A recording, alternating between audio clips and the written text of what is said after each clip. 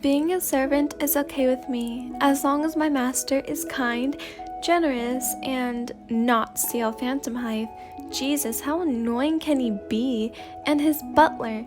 I take every single nice thing I said about him back. Okay, maybe not everything, but most of it.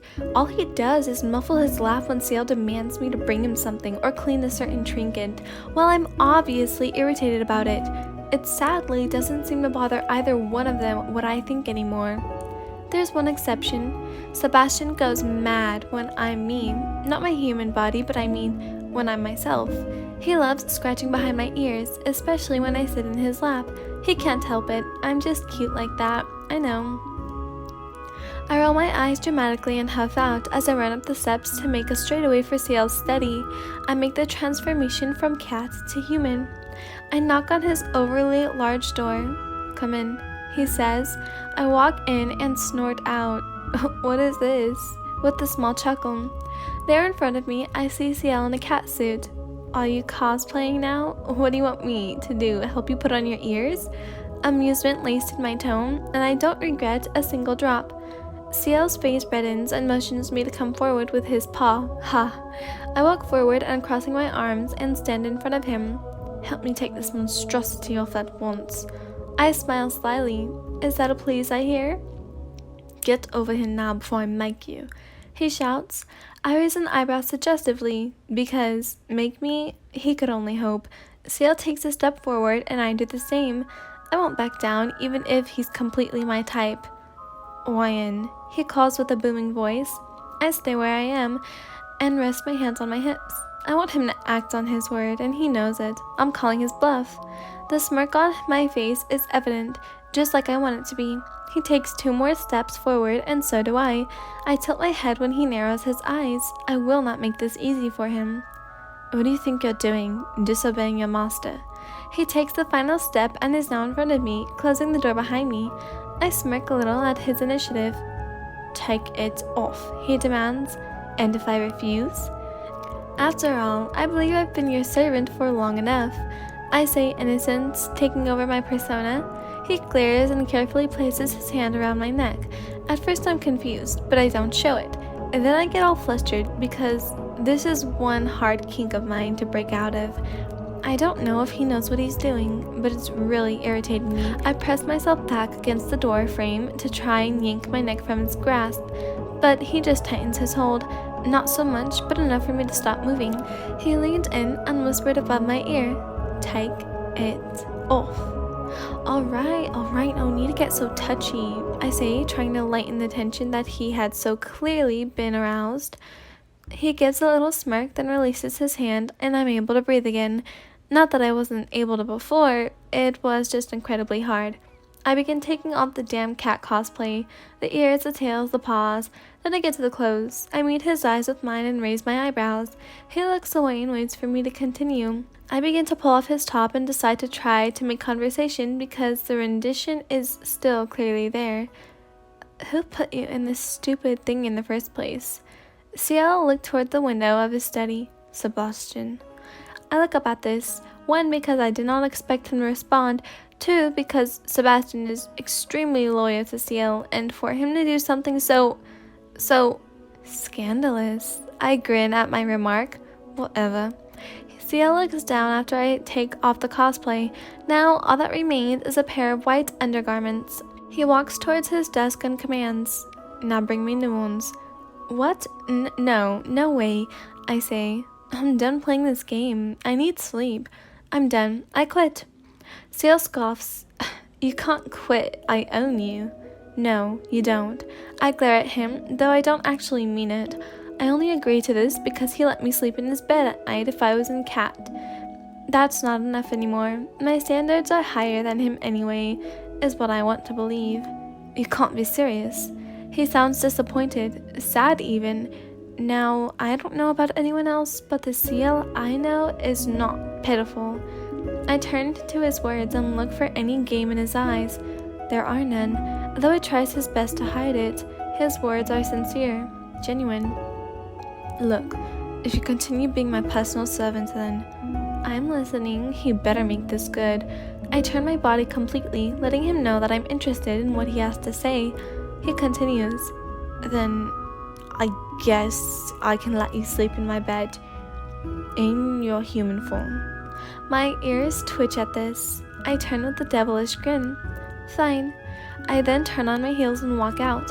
I return to his study with a fresh set of night clothes. He waits arms crossed, bunnyfoot, in cold annoyed glare. I give him a clearly forced smile, then mouth the words, "Ungrateful brat," under my breath as my frown returns. "What was that?" he calls as I move forward. "Nothing, sir." "Right then. Help me put these on." "Are you serious?" Is he serious? This little motherfucker. "Come on, don't be a priss." I grit my teeth into a smile and help him put his damn nightwear on. "Thank you, I appreciate it." "As do I," say, yawning. "I'm going to bed. Take your time," I say, closing the door behind me. Dumb brat.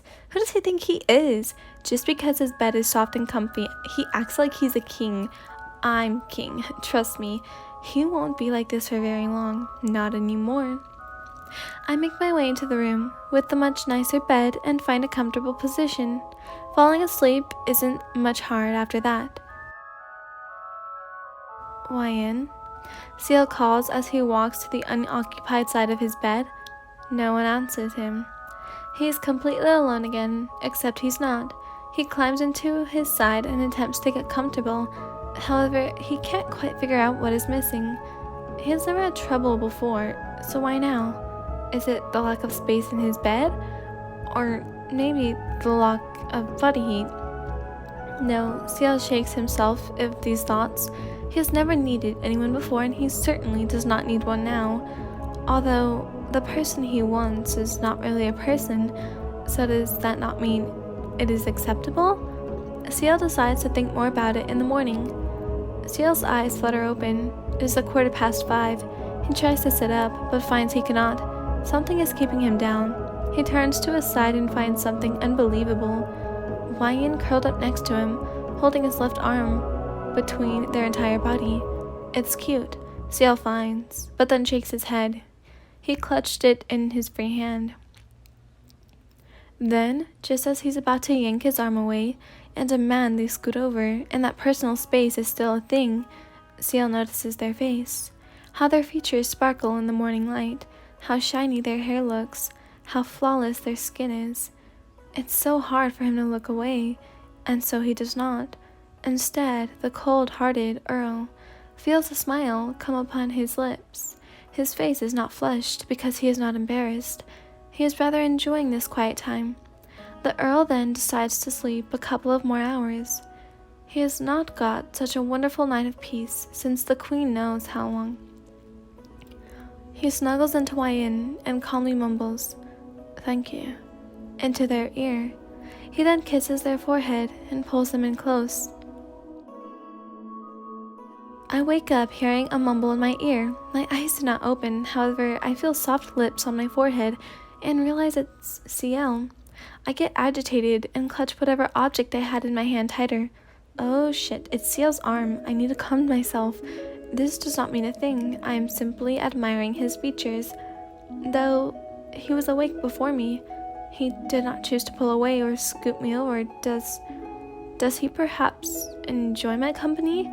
Who cares? No, I care. I know that now. I smile into my sleep and nuzzle my head into the side of his chest. Things are perfect.